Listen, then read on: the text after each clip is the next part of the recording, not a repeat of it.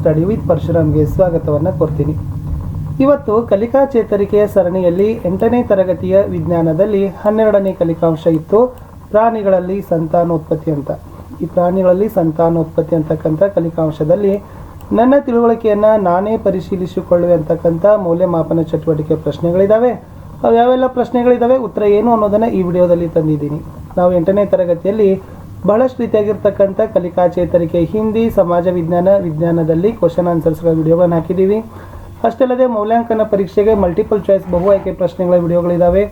NMMS ಪರೀಕ್ಷೆ ಸಮಾಜ ವಿಜ್ಞಾನ ಮತ್ತು ವಿಜ್ಞಾನ ವಿಷಯದ ವಿಡಿಯೋಗಳಿದ್ದಾವೆ. 8ನೇ ತರಗತಿಗೆ ಬಹಳಷ್ಟು ರೀತಿಯಾಗಿರ್ತಕ್ಕಂಥ ನಮ್ಮ ವಿಡಿಯೋಗಳು ನಿಮಗಾಗಿದ್ದಾವೆ. ಒಂದು ಸಾರಿ ನೀವೇನು ಮಾಡಬೇಕು ಅಂತಂದರೆ ನಮ್ಮ ಚಾನಲ್ನ ಪ್ಲೇಲಿಸ್ಟ್ಗೆ ಹೋಗಿ ಭೇಟಿಯಾಗಿದ್ದೆ ಆದರೆ ನಿಮಗಾಗಿ ಒಳ್ಳೆಯ ಒಂದು ವಿಡಿಯೋಗಳಿದ್ದಾವೆ, ಅವುಗಳ ಬೆನಿಫಿಟನ್ನು ತಗೊಳ್ರಿ ಅಂತ ಹೇಳ್ತಾ ವಿಡಿಯೋನ ಅವಶ್ಯವಾಗಿ ತಾವುಗಳು ಲೈಕ್ ಮಾಡಬೇಕು, ಶೇರ್ ಮಾಡಬೇಕು. ಫಸ್ಟ್ ಟೈಮ್ ನೋಡ್ತಿದ್ರೆ ಸಬ್ಸ್ಕ್ರೈಬ್ ಜೊತೆಗೆ ಬೆಲ್ ಐಕಾನನ್ನು ಅವಶ್ಯವಾಗಿ ಒತ್ತಿ.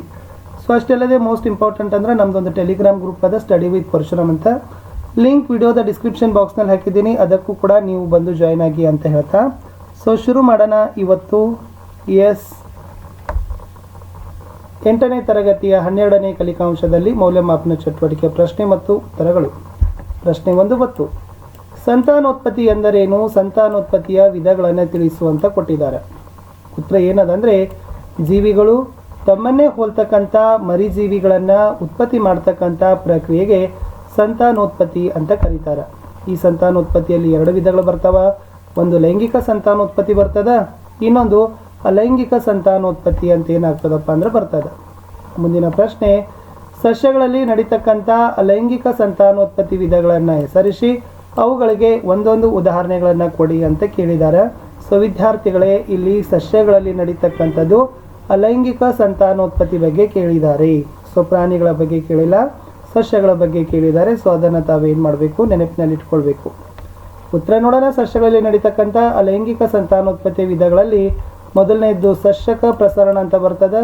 ಇದಕ್ಕೆ ಉದಾಹರಣೆ ಶುಂಠಿ ಅಂತ ಕೊಟ್ಟಿದ್ದಾರೆ. ಎರಡನೇದು ತುಂಡರಿಕೆ ಬರ್ತದೆ. ಇದಕ್ಕೆ ಉದಾಹರಣೆ ಏನಪ್ಪ ಅಂತಂದ್ರೆ ಶೈವಲಗಳು ಬರ್ತಾವ. ಮೂರನೇದು ಕಾಯಕ ಸಂತಾನೋತ್ಪತ್ತಿ, ಅದಕ್ಕೆ ಗುಲಾಬಿ ಗಿಡ ಬರ್ತದೆ. ನೆಕ್ಸ್ಟ್ ಬೀಜಕಗಳ ಉತ್ಪಾದನೆ, ಅದಕ್ಕೆ ಜರಿ ಸಸ್ಯಗಳು ಅಂತ ಬರ್ತಾವ. ಇವು 4 ಏನಪ್ಪ ಅಂತಂದರೆ ಸಸ್ಯಗಳಲ್ಲಿ ನಡೀತಕ್ಕಂಥ ಲೈಂಗಿಕ ರೀತಿಯ ಸಂತಾನೋತ್ಪತ್ತಿಯ ವಿಧಗಳು. ಆ ಸಂತಾನೋತ್ಪತ್ತಿಯ ವಿಧಗಳಿಗೆ ಒಂದೊಂದು ಉದಾಹರಣೆಗಳು ಇತ್ತು. ಮುಂದಿನ ಪ್ರಶ್ನೆ ಹೋಗೋಣ. ಪ್ರಶ್ನೆ ಸಂಖ್ಯೆ 3, ಸಸ್ಯಗಳಲ್ಲಿ ನಡೀತಕ್ಕಂಥ ಲೈಂಗಿಕ ಸಂತಾನೋತ್ಪತ್ತಿಯ ಹಂತಗಳನ್ನು ಹೆಸರಿಸು. ಈಗ ಅಲೈಂಗಿಕ ನೋಡಾಯಿತು. ಇನ್ನು ಮುಂದೆ ಅವ್ರು ಏನು ಕೇಳಿದಾರಪ್ಪ ಅಂದ್ರೆ ಲೈಂಗಿಕ ರೀತಿಯ ಸಂತಾನೋತ್ಪತ್ತಿಯ ಹಂತಗಳನ್ನು ಕೇಳಿದ್ದಾರೆ. ಫಸ್ಟ್ ಪರಾಗಸ್ಪರ್ಶ ಕ್ರಿಯೆ ಆಗ್ತದೆ, ಅದಾದಮೇಲೆ ನಿಷೇಚನ ನಡೀತದ, ಯುಗ್ಮಜ ಉಂಟಾಗ್ತದ, ಭ್ರೂಣ ಬೆಳೀತದ, ಹಣ್ಣು ಮತ್ತು ಬೀಜ ಏನಾಗ್ತದಪ್ಪ ಅಂದ್ರೆ ಉಂಟಾಗ್ತದ, ಲಾಸ್ಟ್ 6ನೇದು ಏನಪ್ಪ ಅಂದ್ರೆ ಮೊಳೆಯುವಿಕೆ ಅಂತ ಆಗ್ತದ. ಇವು 6 ಕೂಡ ಏನಪ್ಪ ಅಂದ್ರೆ ಸಸ್ಯಗಳಲ್ಲಿ ಲೈಂಗಿಕ ಸಂತಾನೋತ್ಪತ್ತಿಯ ಹಂತಗಳು ಆಗಿದಾವೆ.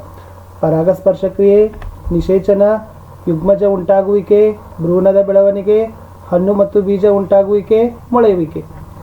4ನೇ ಪ್ರಶ್ನೆ, ಪ್ರಾಣಿಗಳಲ್ಲಿ ನಡೀತಕ್ಕಂಥ ಅಲೈಂಗಿಕ ಸಂತಾನೋತ್ಪತ್ತಿಯ ವಿಧಗಳನ್ನು ಹೆಸರಿಸು, ಅವುಗಳಿಗೆ ಒಂದೊಂದು ಉದಾಹರಣೆಗಳನ್ನು ಕೊಡಿ. ಪ್ರಾಣಿಗಳಲ್ಲಿ ಅಲೈಂಗಿಕ ಸಂತಾನೋತ್ಪತ್ತಿಯ ವಿಧಗಳು ಯಾವುವು ಮತ್ತು ಆ ಅಲೈಂಗಿಕ ಸಂತಾನೋತ್ಪತ್ತಿಯ ವಿಧಗಳಿಗೆ ಒಂದೊಂದು ಉದಾಹರಣೆಗಳನ್ನು ಬರಲಿಕ್ಕೆ ಹೇಳಿದ್ದಾರೆ. ವಿದಳನ ಅಂತ ಹೇಳ್ತಾರೆ. ಒಂದನೇದು ವಿದಳನಕ್ಕೆ ಉದಾಹರಣೆ ಅಮೀಬಾ ಬರ್ತದ.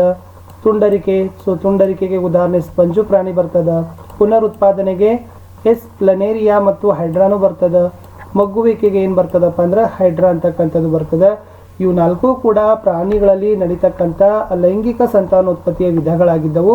ಅವುಗಳಿಗೆ ಒಂದೊಂದು ಉದಾಹರಣೆಗಳು ಆಗಿತ್ತು. ಪ್ರಶ್ನೆ 5 ಕೇಳಿದ್ದಾರೆ. ಈ ಕೆಳಗಿನವುಗಳ ಚಿತ್ರ ಬರೆದು ಭಾಗಗಳನ್ನು ಗುರುತಿಸುವಂತೆ ಕೇಳಿದ್ದಾರೆ. ಇಲ್ಲಿ ಫಸ್ಟ್ ಅವ್ರು ಕೇಳಿರ್ತಕ್ಕಂಥದ್ದು ಯಾವುದಪ್ಪ ಅಂದ್ರೆ ಗಂಡು ಸಂತಾನೋತ್ಪತ್ತಿಯ ಅಂಗಗಳನ್ನು ಕೇಳಿದ್ದಾರೆ. ತಮಗೆ ನಾವು ಚಿತ್ರಗಳನ್ನು ತೋರಿಸಿದ್ದೀವಿ. ಈ ತನ್ನಾಗಿರ್ತಕ್ಕಂಥ ಚಿತ್ರವನ್ನು ತೆಗಿಬೇಕು. ಇಲ್ಲಿ ವೀರ್ಯನಾಳ, ಇದು ಶೀಷ್ಣ, ಇದು ವೃಷಣ ಅಂತಕ್ಕಂಥ ಭಾಗಗಳನ್ನು ತಾವು ಏನು ಮಾಡಬೇಕು, ಚಿತ್ರ ತೆಗೆದು ಇವುಗಳನ್ನು ಗುರುತಿಸಿದ್ದೆ ಆದರೆ ಇದು ಮಾನವನಲ್ಲಿ ಗಂಡು ಸಂತಾನೋತ್ಪತ್ತಿಯ ಅಂಗಗಳಿಗೆ ಚಿತ್ರ ಮತ್ತು ಅದರ ಭಾಗಗಳು ಆಗಿತ್ತು. ಇನ್ನೊಂದು ಚಿತ್ರ ಕೇಳಿದ್ದಾರೆ ವಿದ್ಯಾರ್ಥಿಗಳೇ ಅವರು. ಅದು ಯಾವ ಚಿತ್ರ ಐತಪ್ಪ ಅಂತಂದ್ರೆ ಹೆಣ್ಣು ಸಂತಾನೋತ್ಪತ್ತಿಯ ಅಂಗನ ಕೂಡ ಕೇಳಿದ್ದಾರೆ. ಇದು ಹೆಣ್ಣು ಸಂತಾನೋತ್ಪತ್ತಿಯ ಅಂಗ ಬರ್ತದ. ಇದು ಅಂಡನಾಳ ಅದ, ಇದು ಅಂಡಾಶಯ ಅದ, ಇದು ಗರ್ಭಾಶಯ ಅದ. ಸೊ ಇದು ಏನಪ್ಪ ಅಂತಂದರೆ ಹೆಣ್ಣು ಸಂತಾನೋತ್ಪತ್ತಿಯ ಅಂಗ ಆಗದ ಸೊ ಮಾನವರಲ್ಲಿ ಅಂತಕ್ಕಂಥದ್ದು.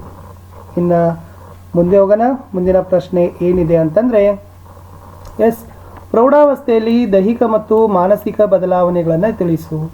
ವಿಶೇಷವಾಗಿ ಪ್ರೌಢಾವಸ್ಥೆಯಲ್ಲಿ ಯಾವೆಲ್ಲ ದೈಹಿಕ ಬದಲಾವಣೆಗಳಾಗ್ತವ, ಜೊತೆಗೆ ಯಾವೆಲ್ಲ ಮಾನಸಿಕ ಬದಲಾವಣೆಗಳನ್ನು ಆಗ್ತಾವ ಅನ್ನೋದನ್ನು ಏನು ಮಾಡಿದಾರಪ್ಪ ಅಂದರೆ ಕೇಳಿದ್ದಾರೆ. ಸೊ ಮೊದಲಿಗೆ ನಾವು ದೈಹಿಕ ಬದಲಾವಣೆಗಳನ್ನು ನೋಡೋಣ. ಅಲ್ಲಿ ಭುಜ ಮತ್ತು ಎದೆಗಳು ಏನಾಗ್ತಾವಪ್ಪ ಅಂದರೆ ವಿಶಾಲವಾಗಿ ಬೆಳಿತಾವ. ಮುಖ, ಕಂಕುಳ ಮತ್ತು ಜನನಾಂಗಗಳ ಮೇಲೆ ರೋಮಗಳು ಬೆಳಿತಾವ. ಹುಡುಗಿಯರಲ್ಲಿ ಸ್ತನಗಳ ಗಾತ್ರ ಏನಾಗ್ತದಪ್ಪ ಅಂದರೆ ಬೆಳವಣಿಗೆಗಳನ್ನು ಹೊಂದುತ್ತಾವ. ಸೊ ಈ ಮೂರು ಏನಪ್ಪ ಅಂತಂದ್ರೆ ಪ್ರೌಢಾವಸ್ಥೆಯಲ್ಲಿ ವಿಶೇಷವಾಗಿ ಹುಡುಗಿಯರಲ್ಲಿ ಆಗ್ತಕ್ಕಂಥ ಬದಲಾವಣೆಗಳು ಆಗಿದ್ದವು. ಹುಡುಗರಲ್ಲಿ ಕೂಡ ಇವೇನೋ 2 ಬದಲಾವಣೆಗಳಾಗ್ತವೆ. ಇದು ಹುಡುಗಿಯರಲ್ಲಿ ಇರ್ತಕ್ಕಂಥ ಬೆಳವಣಿಗೆ. ಇನ್ನು ಮಾನಸಿಕ ಬೆಳವಣಿಗೆ ಬಗ್ಗೆ ಬರೀರಿ ಅಂತಂದಾಗ ಏನು ಬರಿಬೇಕು? ಅವರು ಹೆಚ್ಚು ಸ್ವತಂತ್ರರಾಗಲಿಕ್ಕೆ ಬಯಸ್ತಾರೆ. 2ನೇದು ಸ್ವಯಂ ಪ್ರಜ್ಞೆ ಬೆಳೀತದ. 3ನೇದು ಬೌದ್ಧಿಕವಾಗಿ ವಿಕಾಸವಾಗ್ತಾರ. ನೆಕ್ಸ್ಟ್ ಚಿಂತನಾ ಪ್ರವೃತ್ತಿಯನ್ನು ಏನು ಮಾಡ್ತಾರಪ್ಪ ಅಂತಂದ್ರೆ ಅವರು ತೊಡಗಿರ್ತಾರೆ.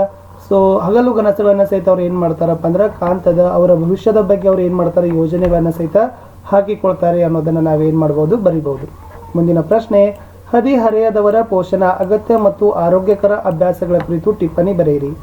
ಇಲ್ಲಿ ಹದಿಹರೆಯದವರ ಪೋಷಣ ಅಗತ್ಯ ಮತ್ತು ಆರೋಗ್ಯಕರ ಅಭ್ಯಾಸಗಳಲ್ಲಿ ಸೊ ಫಸ್ಟ್ ನಾವು ಏನು ಬರಿಬಹುದಪ್ಪ ಅಂತಂದ್ರೆ ವಿದ್ಯಾರ್ಥಿಗಳೇ ಸಮತೋಲನ ಆಹಾರವನ್ನು ಪ್ರೌಢಾವಸ್ಥೆಯಲ್ಲಿ ಹದಿಹರೆಯದವರು ಸೇವನೆಯನ್ನು ಮಾಡಬೇಕು. ವಿಶೇಷವಾಗಿ ಅಗತ್ಯ ಪ್ರಮಾಣದಲ್ಲಿ ಕಬ್ಬಿನಾಂಶವನ್ನು ಕೊಡ್ತಕ್ಕಂಥ ಹಸಿ ತರಕಾರಿಗಳನ್ನು ತಾವು ಏನು ಮಾಡಬೇಕಪ್ಪ ಅಂದ್ರೆ ಸೇವನೆಯನ್ನು ಮಾಡಬೇಕು. ಆಮೇಲೆ ಜಂಕ್ ಫುಡ್ಗಳನ್ನು ನಿಷೇಧಗಳನ್ನು ಮಾಡ್ಬೋದು. ಹೆಚ್ಚು ಎಣ್ಣೆ ಪದಾರ್ಥ ಮತ್ತು ಮಸಾಲೆ ಪದಾರ್ಥಗಳನ್ನು ವರ್ಜನೆಯನ್ನು ಆಗಬೇಕು. ವಿಶೇಷವಾಗಿ ಹದಿಹರೆಯದವರು ಪ್ರತಿನಿತ್ಯ ಸ್ನಾನ ಮಾಡಬೇಕು. ದೇಹದ ಎಲ್ಲ ಅಂಗಗಳನ್ನು ಸ್ವಚ್ಛವನ್ನುಗೊಳಿಸತಕ್ಕಂಥದ್ದು.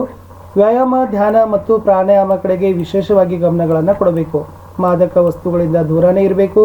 ಹೆಣ್ಣು ಮಕ್ಕಳು ಋತುಸ್ರಾವದ ಸಮಯ ಹೆಚ್ಚು ಸ್ವಚ್ಛತೆ ಕಡೆಗೆ ಗಮನವನ್ನು ಕೊಡಬೇಕು ಅನ್ನೋದನ್ನು ಏನು ಮಾಡುತ್ತಾರೆ ಅದರ ಅಗತ್ಯತೆಗಳಲ್ಲಿ ಅವರು ಏನು ಮಾಡಿದ್ದಾರೆ ವಿವರಣೆಯನ್ನು ಕೊಟ್ಟಿದ್ದಾರೆ.